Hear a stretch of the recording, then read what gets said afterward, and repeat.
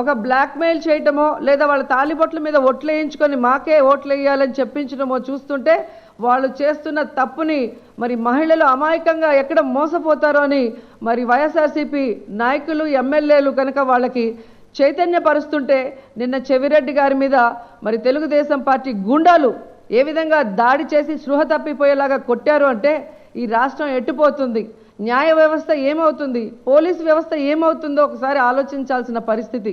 అలాగే తోపుదుర్తిలో మీరు చూస్తే మరి ప్రకాష్ రెడ్డి గారిని ఏ విధంగా హౌస్ అరెస్ట్ చేసి ఈరోజు డ్వాక్రా మహిళల మీద పోలీస్ జులుంని చూపించి ఈరోజు సునీత ఈ విధంగా ముందుకు వెళ్ళింది అంటే ఆమెను నేను సూటిగా ప్రశ్నిస్తున్నా. డ్వాక్రా శాఖకి మంత్రిగా ఉండి ఒక మహిళా మంత్రిగా ఉండి డ్వాక్రా మహిళల్ని మోసం చేయడానికి నీకు సిగ్గు లేదా అని అడుగుతున్నాను. జగన్మోహన్ రెడ్డి గురించి మాట్లాడే నీకు డ్వాక్రా మహిళలకి 14,200 కోట్లు ఏదైతే ఉందో ఆ రుణమాఫీ చేయించే సత్తా ఉందా?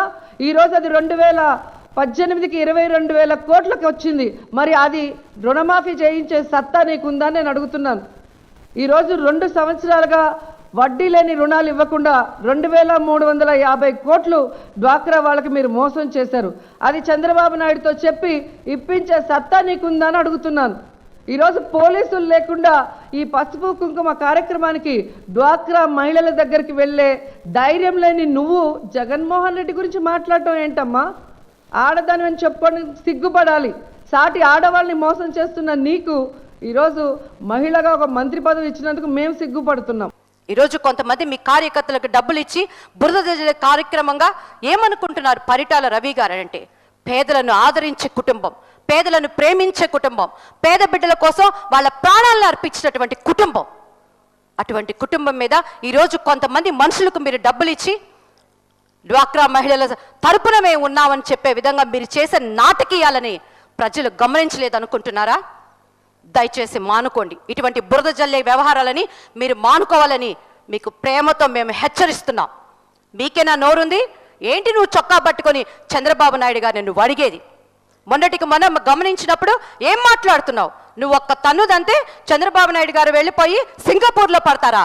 బోడి 4 సంవత్సరాల ఎమ్మెల్యే పదవికే నువ్వు మాట్లాడితే ప్రైమ్ మినిస్టర్ పదవిని వద్దనుకొని వచ్చినటువంటి వ్యక్తి, 15 సంవత్సరాలు ఏకఛత్రాధిపత్యంగా సీఎం పోస్ట్ వెళ్ళినటువంటి వ్యక్తి, 10 సంవత్సరాల తెలంగాణని అభివృద్ధి చేసి ఈరోజు ఒక గిఫ్ట్గా మరి కేసీఆర్ గారికి ఇచ్చినటువంటి వ్యక్తి, ఈరోజు 4 సంవత్సరాలు అలుపెలగని ఋషిగా 68 సంవత్సరాలలో ఆయన ఒక 16 సంవత్సరాలు యోగుడుగా కష్టపడుతున్నటువంటి వ్యక్తిత్వంతే పాతాళంలో కూడా నువ్వు అడ్రస్ లేకుండా వెళ్ళిపోతావు అనేది గుర్తుపెట్టుకోమని పత్రికాముఖంగా నీకు తెలియపరుస్తున్నాను.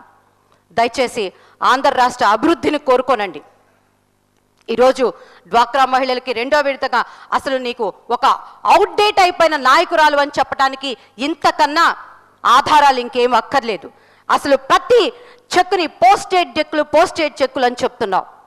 క్లియర్గా అందులో రాసుంది ఫిబ్రవరి 1వ తారీఖుకి 2,500 రూపాయలు, మార్చి 5వ తారీఖుకి 3,500 రూపాయలు, మరి ఏప్రిల్ 5వ తారీఖుకి 4,000 రూపాయలని క్లియర్గా వారు ఎటువంటి సంఘానికి చెందిన వాళ్ళు, దాని మీద ఆ ఖాతాదారుల నెంబర్లు, వారి బ్రాంచ్ పేర్లు క్లియర్గా ఉన్నాయి.